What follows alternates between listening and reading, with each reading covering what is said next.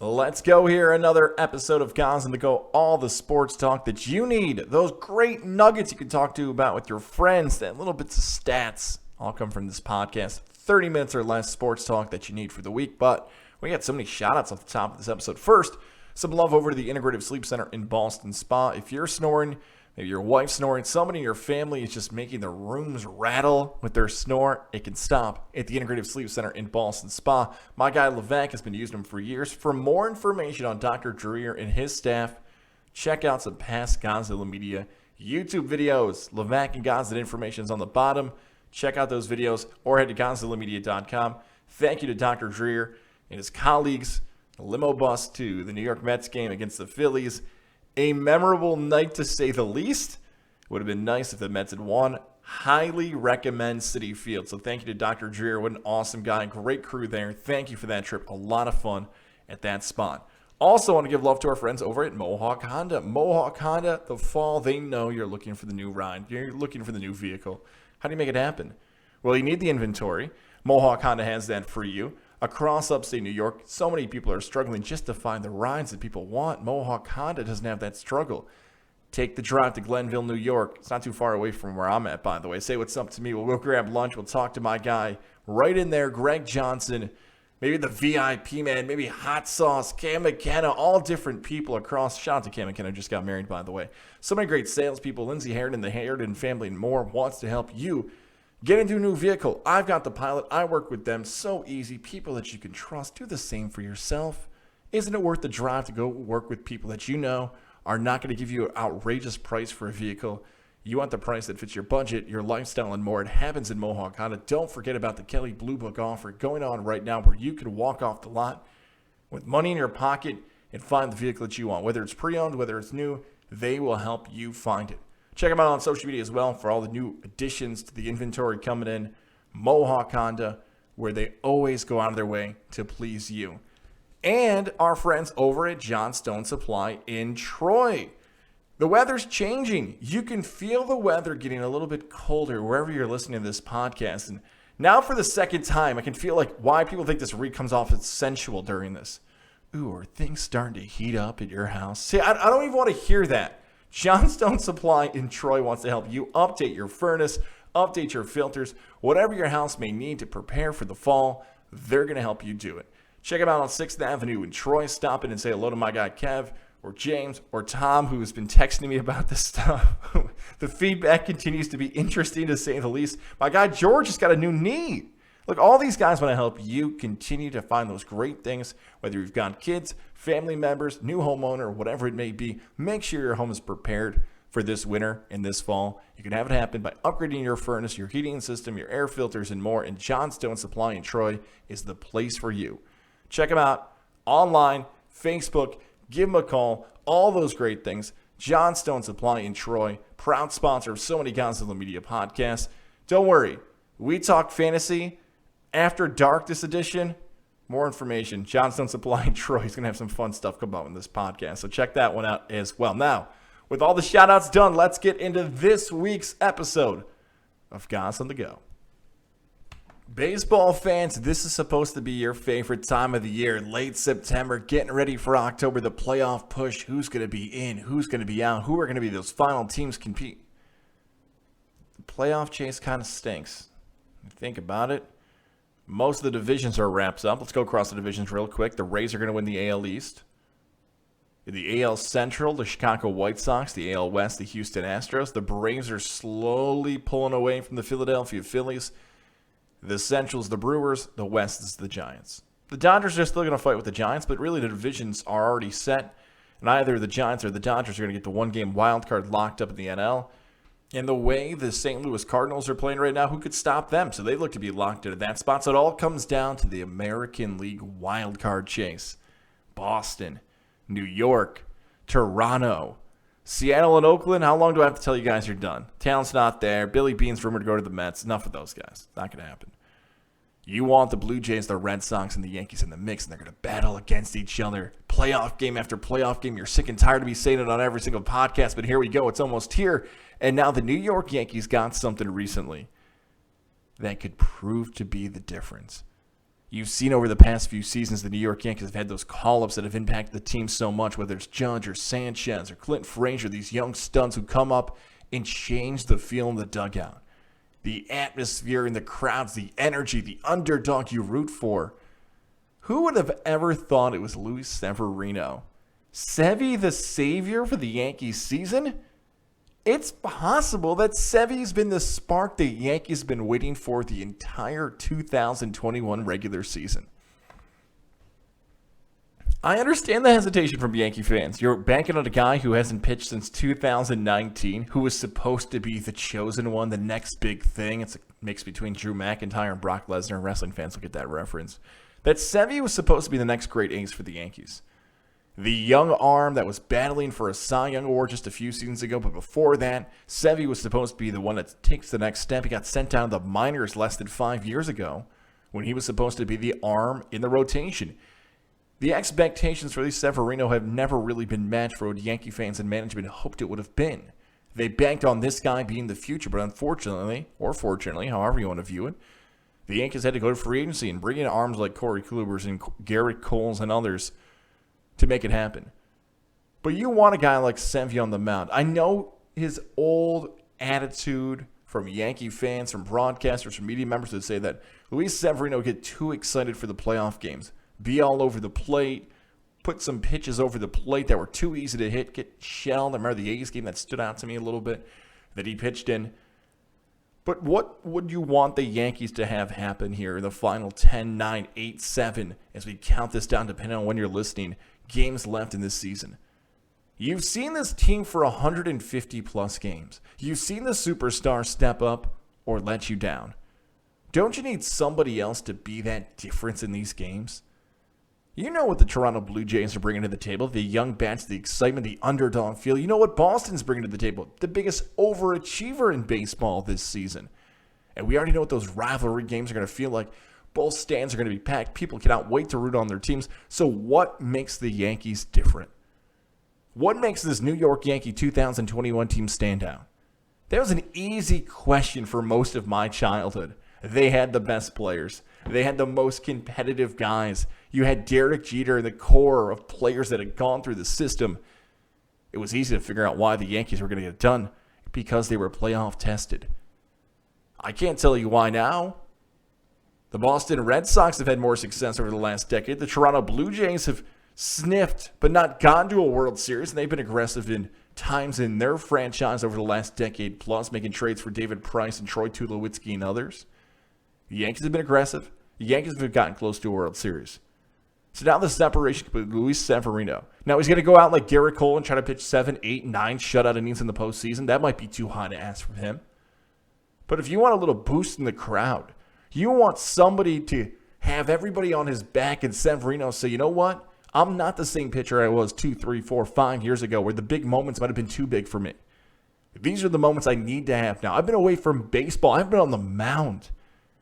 And at times, Severino might take the motivation and say, you guys didn't believe in me anymore. I saw what you did for this rotation. You brought other people in. Sevy the Savior. Can he do it? I'm rooting for him. The Jays and Red Sox have to go against the pitcher they haven't seen in 2+ years. How different are some of those bats in the lineups from those teams before? Yankee fan, you've been waiting all season to find that spark, that player for the fans to root for, to get behind and change the energy of the game. Here he is, Luis Severino. Now, how much will Aaron Boone and Brian Cashman decide to actually put him on the mound? That decision might be the decision that either ends or extends the 2021 Yankees season. Everyone wants to go by now is injured. Cam Newton's not going to be signed by the Houston Texans. The Texans are now down to Davis Mills as their starting quarterback Thursday night against the Carolina Panthers, the undefeated Carolina Panthers. Don't you think, isn't now the time to bring back Deshaun Watson? Shouldn't he play for the team?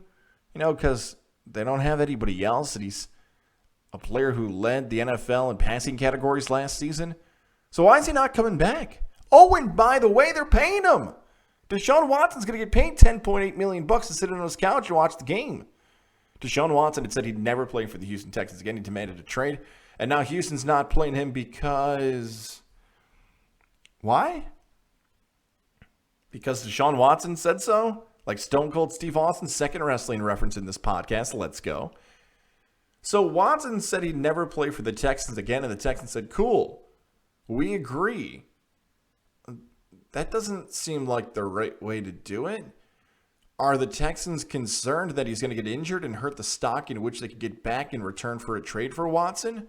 So they've already said, we don't feel like winning games this season. We're not even going to suit him up. Okay, it's a bold strategy, Cotton. Let's see if it pays off. Is Watson so dug in on this that he's willing to take the fines? Well, hang on a second. There's no fines because we just told you the Texans are going to pay him $10.8 million. Now, that doesn't make sense either.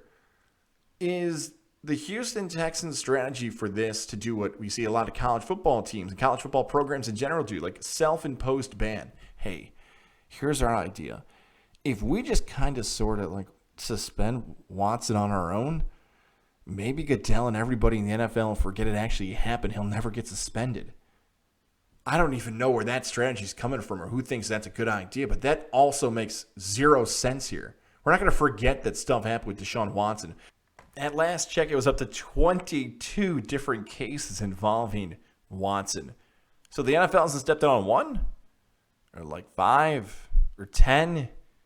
What's the NFL waiting on for suspension? I've used this example before. Zeke Elliott got 6 games for never getting charged with a crime. So Deshaun Watson might get charged with a crime and get a whole season. None of this makes sense. But the bigger story about it is that Deshaun Watson said he never wanted to play for Houston again. And he's getting his way. He's getting paid. He's not hurting his stock. He may have hurt his reputation, but that came off the field. But he's getting exactly what he wants. He's keeping a career year on his clock. And I said it that way because, remember, that was the wording that was used when J.J. Watt was walking off the field the last time Watt was a Houston Texan and said, I'm sorry I wasted a year of your career for how bad Houston was that season. So there you go. Deshaun Watson doesn't have to go to work, but he gets paid. And we've all kind of just forgot about it or have to Google it to figure out what the hell's going on in Houston. And the same can be said for Ben Simmons in Philadelphia. What has Ben Simmons accomplished? Ben Simmons, how many times have I done a podcast that you've probably heard before about how Ben Simmons is, in my opinion, the most overrated athlete in professional sports right now? The hype around him, the next LeBron, the number one pick, couldn't get LSU to the tournament. When the games mattered the most, he didn't show up, but somehow his agent, Rich Paul, said it was Philadelphia's fault? That they criticized him too much? Ben Simmons' stats are laughable when you go back and look. I actually thought I got it wrong when I did that podcast when we went through him. Because I could not believe how often he actually didn't want to have anything to do with the basketball in his hand when it mattered the most. But because Philadelphia was mean to him and the fans didn't appreciate him and he doesn't have to deserve this, Rich Paul said, good, we're out. See ya, peace, bye.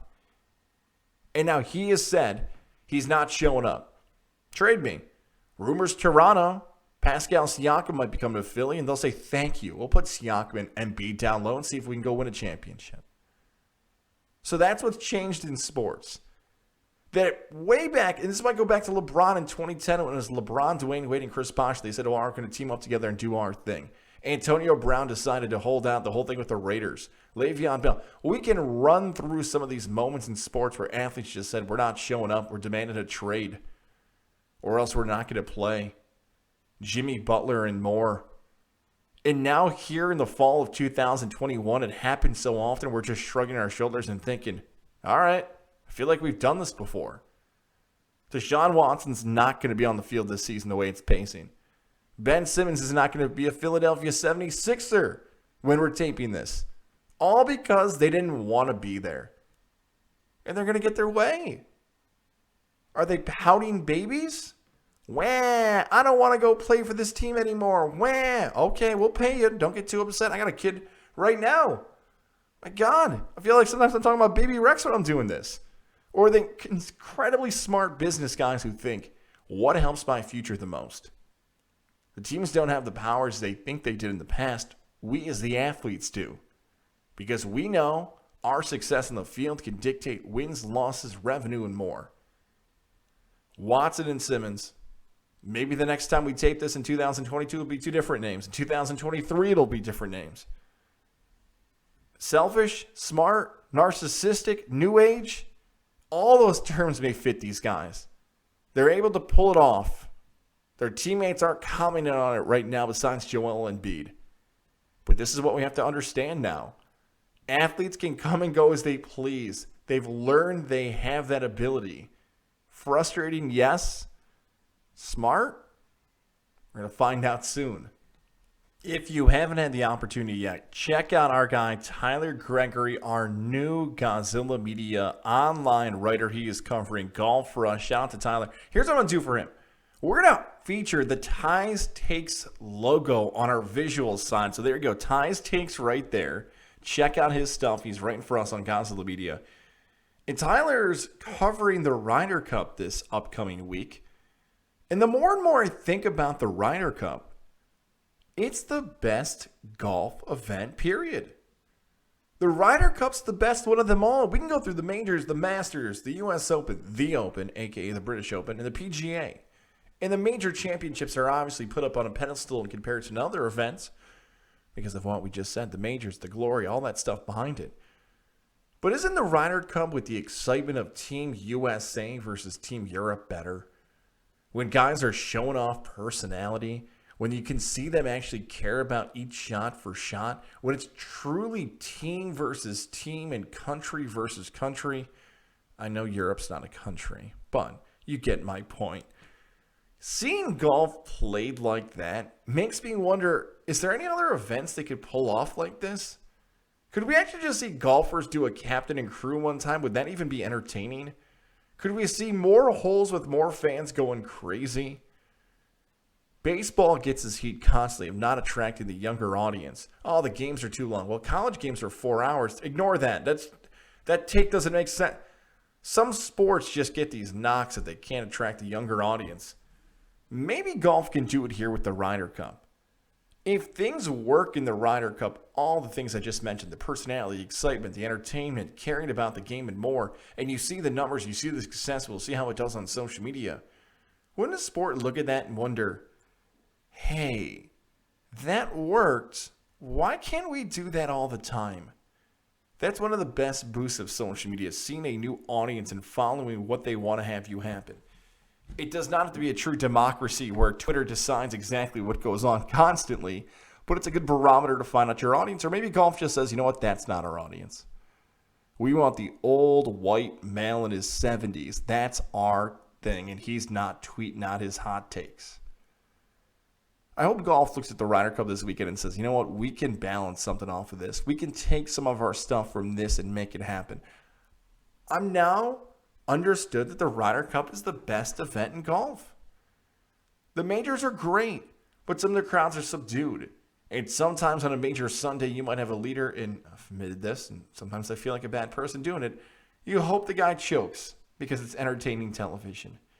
You're not hoping for people to choke in the Ryder Cup. You're hoping for Team USA to hit the big shot. You're hoping for Europe to be a spot where, and you're cheering them on. Maybe not necessarily for a miss, but just for Team USA to step up and make it happen.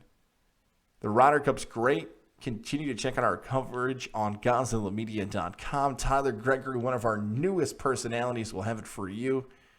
Allegedly, by the way, we're supposed to be playing in a golf tournament with the Hideaway coming up on October 10th. Levac and I both stink. I don't even know if I ever want to get good at golf, because when I get good at golf, then I'm going to hate it even more. It's just a weird spot. But the Ryder Cup's the best. I'll ask my guy Chad and Trout and Mac over at the Hideaway if they believe in my take. Ryder Cup, the country, the atmosphere, the field, the excitement, the teams, the best golf event is the Ryder Cup, and it happens this week. I was there, Syracuse versus UAlbany football inside the Carrier Dome. My first time in about 2 years being back inside the dome. I was all fired up. I told you all about the preview. Thought I'd be close. Wah, wah, wah. Could drop my Price is Right noise in there, but do we really even want to put more effort into talking about the blowout that was Syracuse UAlbany? UAlbany football. My Central New York fans won't believe me when I say this. Trust me. That's the worst I've ever seen them play in person, and arguably the worst I've seen a UAlbany football team play in the past 5 years. They can't move the football. They were all known about their offense. I give you all the scout report about 2019. Under Comfort leading FCS in passing touchdowns. If they couldn't move the ball in their first game against North Dakota State, 6 points. Couldn't move the ball against Rhode Island. Battle with both teams going under 20 points. The pick six stands out as a big-time play, but again, defensive touchdown. Offensive line's getting crushed. Undercuffler can't move. Carl Mofor has no room. It was bad. They stunk. And for Syracuse football, Sean Tucker looks great. We're going to talk more about Sean Tucker in a little bit. I feel like it's back-to-back weeks I've been praising and ripping Sean Tucker. But it's more to that story than this.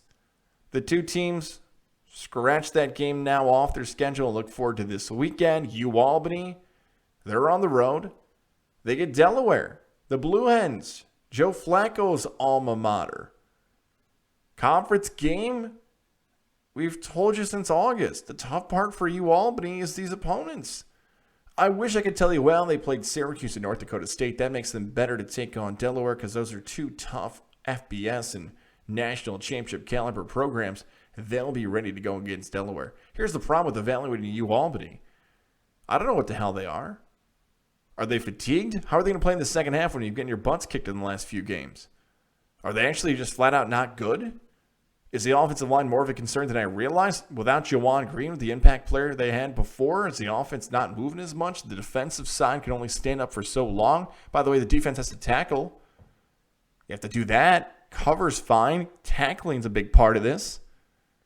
UAlbany football might continue to struggle this season. As for Syracuse football, Liberty Friday night, Malik Willis, who Mel Kiper called as the best quarterback prospect in the country this month. Yeah, you could be looking at the number one overall pick in the NFL draft, a Liberty Flame quarterback. But Syracuse fans know this. Those weekday games inside the Carrier Dome is a little bit different. Remember the Clemson Tigers? They got knocked off and the fans stormed the field. West Virginia, when they were ranked in the top 25 a few years ago, Syracuse did that. How many times have you seen a weekday game with Syracuse just play a little different? That could happen. Less than a touchdown favorite for Liberty. I had Liberty in my top 18 in the country.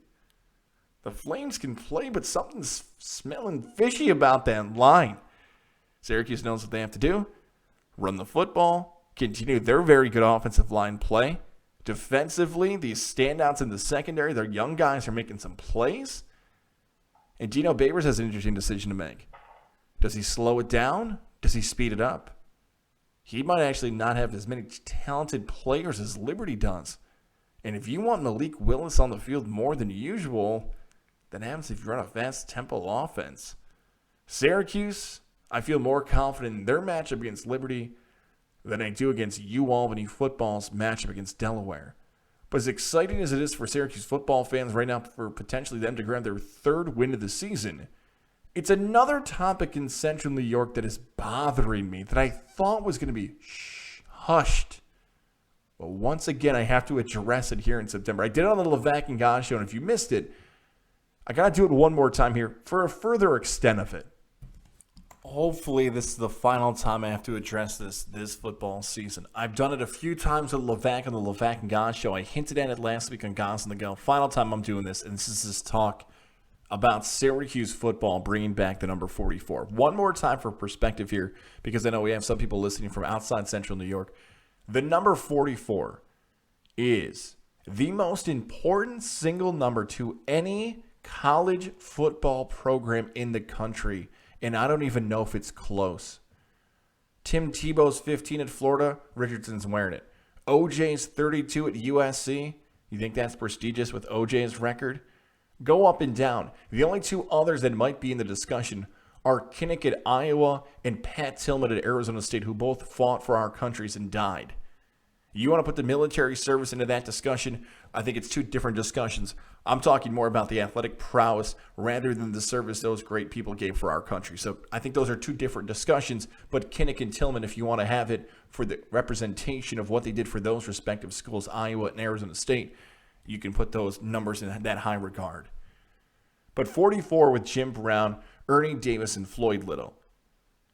Hall of Famers, great players in every way in between. Ernie Davis, the Heisman Trophy winner, of course, before he tragically died so young in his life. But 44 is going to come down for what reason? And Brent Axe at Syracuse did a great job on the radio side of this. I'm telling you, if you are a young broadcaster, I love doing this on Goss on the Go. It's more so the getting there with Goss stuff, but that is how you do it, man. Wonderful job by him. going to the points, laying it out well, going for a polarizing topic in that area that he does his show in. Because Axe has done it for decades plus now, and it's easy to hop on the air and just read a box score about UAlbany or get fans excited about Liberty. But unfortunately, those programs don't hold the weight to have people care that much about what happened in Ohio, Bobcat, Rutgers, Liberty games, and UAlbany. Axe has to make people care. That's the side of sports talk radio that makes the good from the great and the people who get to do it for decades and longer. Well done radio segment. I would suggest to check it out. But Brett Axe knows what he's doing. He's going for the engagement. He's influential. He's one of the first guys who was able to get those women athlete numbers retired, and Axe deserves a ton of credit for that. Hell, you want to go back 20 years, someone would argue that Brett Axe is the one who got Coach Paul Pasqualoni fired in Syracuse. You still can't get that to go. Is Syracuse football so desperate to be relevant that the last straw, the last carrot to dangle in front of a potential 4 or 5-star recruit is to wear number 44 and be the one to bring it down from the rafters and have your name mentioned in the same breath as some of those athletes I mentioned earlier? Is that enticing enough? Does it go back to years ago when the rumor was out there that Robert Washington, who some people may not even know that name anymore, Charlotte, and couldn't tell you where he ended up next, was going to be the one who wore 44 and it blew up in Syracuse? There's articles, if you go back in 2015, that Syracuse had actually unretired 44. That it actually already had happened, and we don't even realize it. And they backpedaled and said, whoa. I mean, I know we said it's unretired, but we didn't mean it was unretired. Huh? That happened. Just go type in unretired 44 2015. It happened 6 years ago. I don't want this to be watered down that every time Syracuse might land somebody, that recruit who was a 4 or 5-star, the team goes 3-9, be like, well, he wore 44 though. It's not worth it. No other school is talking about unretiring numbers to draw in an 18-year-old or rewarding somebody who did well in the community, not to undermine that, or did well in the senior season. They got 44. Don't take that down. If you're going to let every high school prospect or junior or senior, whoever you think earns it or needs to be recruited for this, then just rename exactly what you want to call it. Don't call this Restore 44. Call this Whore Out 44 for the satisfaction that you want. That's not Restore 44. If everyone's getting a shot on it to make themselves feel good and get around, that's called Whoring Out 44. And maybe I'm too attached to the number 44. Maybe being a Syracuse fan my entire life, that number means a little bit something different for me, because my favorite team of all time are those late 90s Syracuse football teams. Rob Conrad, the final person to wear number 44. I wear 44 jerseys to Syracuse football games. I got to stop wearing jerseys now because I'm a dad and I feel like dads who wear jerseys, I got to be careful. I don't know what the rules are with dads and jerseys. I feel like the next jersey you should wear is your son's, but maybe I'll go back to my 44. But I love 44. When I played Pop Warner football, my dad was my head coach. And every son of a head coach at the Get Us Westfield Knights when I played wore 44. That's how much the number meant to every dad and son. Now, I wore 49, pretty close to 44. But that's how much that number meant to everybody. And that enough would probably be a reason why you love the number 44. But for me personally, it goes even deeper than that.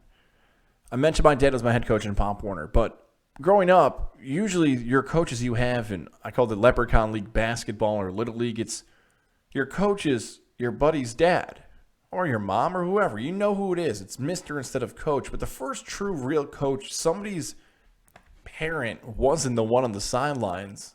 For me, my first true coach was Glenn Moore.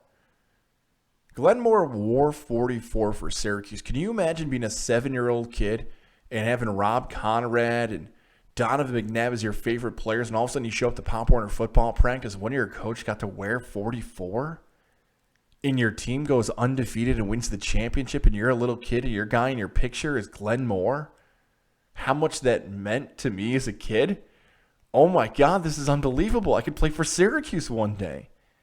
And to think about a guy like Coach Moore and how people thought about him differently for the rest of his life because he wore 44. When you go through his obituary and you read about 44 and what it meant to him and how people recognized him for that, he carried that for the rest of his life. And when you read a certain obituary for Coach Moore, and you see mentioned there the Syracuse 44 and everything he did for his family, and then you see 1997 coach for a Pop Warner football team, to think he wanted to help out young football players like me, and he wanted to make sure that was in his obituary, is some powerful stuff. So look, maybe for me it's different. Maybe I should not be the right barometer to judge whether or not 44 should be unretired, but that's just one story about that number. I don't want to see it watered down because some kid wanted Instagram likes and get the retweets on TikTok and showed off in the locker room. I don't want it to be whored out.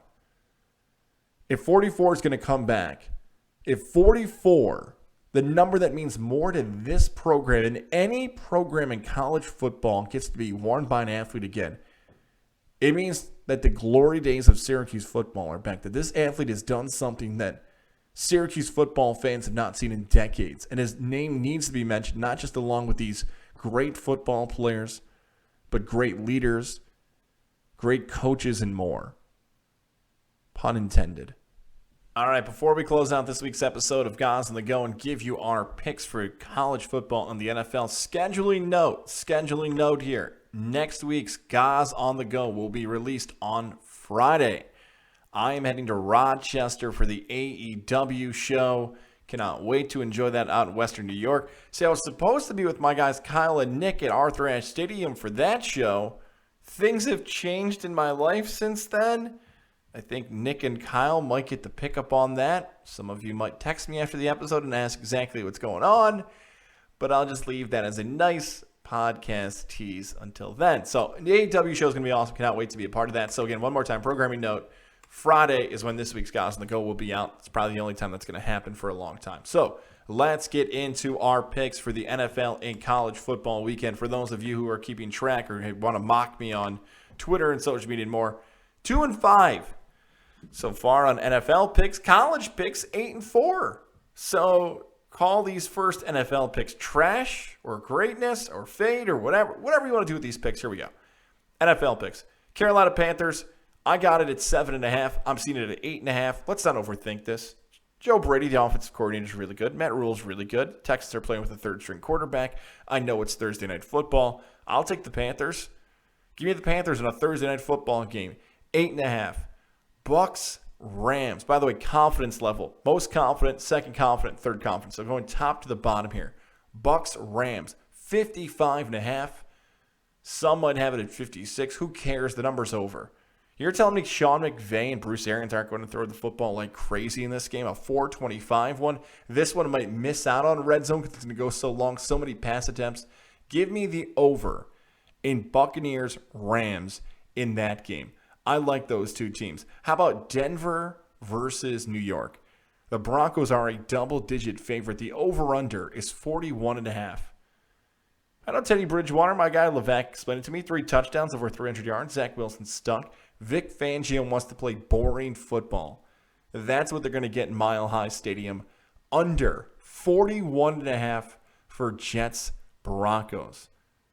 You know what? Let's do one more. I'm going to do one more. How about the New York Football Giants? -2.5 against the Atlanta Falcons. At home, the Falcons are terrible. Matt Ryan should retire. He's a bum. He can't throw anymore. He had a great career. Probably a Hall of Famer. But it's all over in Atlanta. I liked Atlanta last week to cover against the Bucs. They didn't. Now they're dead to me. The Giants. Come on. You got to win this one by a field goal at least, right? Giants. -2.5. So there you go. Panthers, Giants with the points. Under for Jets, Broncos. Over for Bucs, Rams. I told you I was 8-4 in college football, right? Just one more time in case that record ever gets worse. We're going with 6 games this week. So here's how I'm splitting this up. Because I know a lot of people don't like what I'm about to say. So I'm doing 3 this style, 3 another style. And what is that I'm teasing that people don't like? That's under bets. They're lame, they're stupid, they're dumb. People want to be like Dave Portnoy in the Overs Club. I feel better betting unders. So 3 under bets to play because I feel confident about all 3 of these games. Take them or play the points or do these 3 unders. Okay, Notre Dame, Wisconsin, under 46.5. Watch Wisconsin, Penn State. Nobody could score in that game. Notre Dame might be different if they had better quarterback play. Under, noon kickoff, Wisconsin, Notre Dame. Bowling Green, Minnesota. Under 51.5. The Golden Gophers are a 30-point favorite. Doesn't PJ Fleck just want to get off the field? Bowling Green stinks. They're terrible, but they like to run the football. Minnesota, run the clock down. Get off the field as fast as possible. Don't get anybody hurt. Bowling Green's terrible. Under 51.5. And one other under, Michigan, Rutgers. Greg Schiano. The Michigan defense looked really good against Washington. I saw Rutgers battle against Syracuse. Under 49.5. Give me that hook, baby. 3:30 kickoff. We're going to find out if Michigan really has good quarterback play or if Rutgers is as good as they're much improved. So 3 unders. You notice the theme there, all Big Ten teams. Give me the unders in all of those games. I was tempted to take Texas A&M, Arkansas. I'm backing off on that one, though. Here are the 3 games I like. Oregon, 28.5 against Arizona. Arizona is horrendous. I love betting against Arizona football now. It's my new favorite thing. Oregon's really good. They will not take the Wildcats for granted because they stink and they're terrible. So give me Oregon in that game. How about these 2 lines that make 0 sense? And they don't make sense because these teams aren't matching up with the numbers historically from these matchups. First, Michigan State, Nebraska. You heard last week I loved Michigan State. Outright winners, money line winners over Miami, but the Spartans are only a 4.5-point favorite against Nebraska. Why? How about over the last 10 years? Michigan State is a home favorite against the spread, 21-33. Stinky line. Historically, it doesn't make sense when Michigan State is a home favorite. I'm taking Nebraska with the points. And how about this stat? Akron, Ohio State. The Zips, the Fighting Justin Lattis, are 49.5-point underdogs to Ohio State. Over the course of the last close to 30 years since 1993, 18 of the highest spreads over that 28-year period. What are the favorites' records against that spread? 2-16. Ohio State in 2019 on a monster spread. They didn't cover. History is on the side of the Zips. 49.5. Akron. Keep it close. All right, those are my picks. Hopefully you guys enjoy the weekend. Have a great weekend. Again, Friday is next week's Guys on the Go. Until then, talk to you next week.